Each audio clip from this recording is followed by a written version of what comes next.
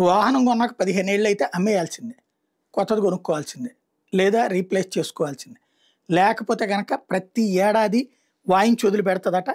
కేంద్ర ప్రభుత్వం ఇస్తున్న ఆదేశాలు రాష్ట్రాల్లో కూడా అమలవుతాయి.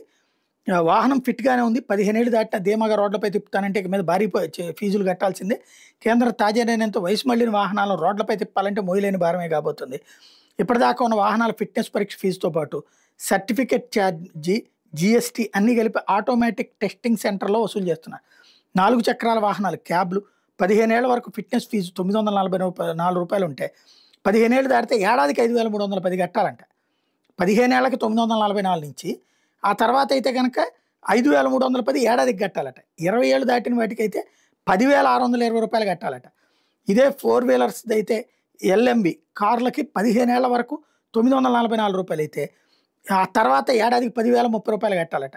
20 సంవత్సరాలు దాటితే రూ. 20,060 కట్టాలట.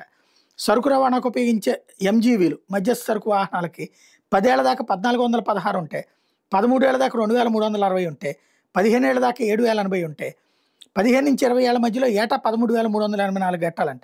20 సంవత్సరాలు దాటితే రూ. 33,040 భారీ వాహనాలైనటువంటి లారీలకు కూడా ఇదే వర్తిస్తుందని కేంద్రం చెప్తోంది. దీంతో ఇది మేబీ పబ్లిక్‌లో ఒక రెవల్యూషన్ రావచ్చు.